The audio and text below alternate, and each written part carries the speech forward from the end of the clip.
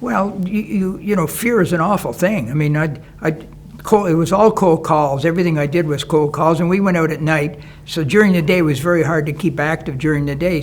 But when you go knocking on doors and the porch light goes on and the door opens, I mean, you get that fear. I was never very good at that, but I just had to because I just gotten married and what have you, and a kid was on the way after our first year, and I thought, boy, I just have to do it. But the greatest gift of all is from my parents was the work ethic.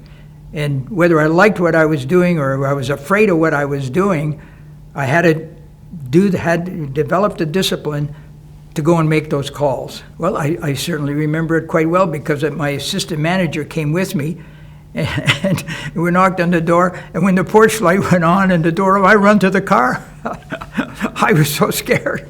Funny, and so then he learned that he'd ring the doorbell, and then he'd step behind me and keep his hand on my back, so I'd say, "Good evening, I'm from the Prudential."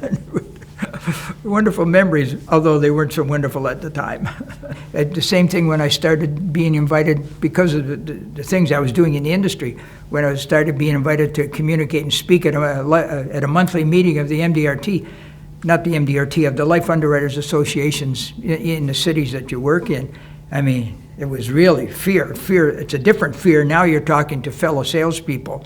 And that when you know, knowledge replaces fear. I practiced 100 times my first talk that I ever did.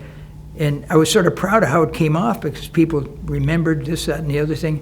And then it just came, and now I've spoken in over 30 countries and who knows how many people over the years from that standpoint. But it all started with butterflies, and I even forgot the name of the guy who introduced me. I looked at him and it was blank, total blank. And I want to thank him. It didn't go over too well.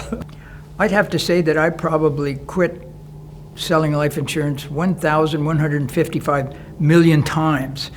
After you'd have a bad day, a bad interview, or you'd go in and you just couldn't get anything going for a great period of time. So yeah, it's a constant fear, but you have to be optimistic and keep telling yourself, I can achieve whatever I want to achieve. I just have to keep going at it. The odds will fall. You know, you talk to 10 people, 2 will listen, and it actually works. The percentages actually work as long as you just keep going. And it's hard to fight the depressions as an early person in sales. But thank God for MDRT, because at MDRT you go and you learn that there's always somebody doing better than everybody else, and there's always somebody bigger than you, and you're watching yet somebody how they accomplished what they did. And it just works out, but oh yeah, you quit.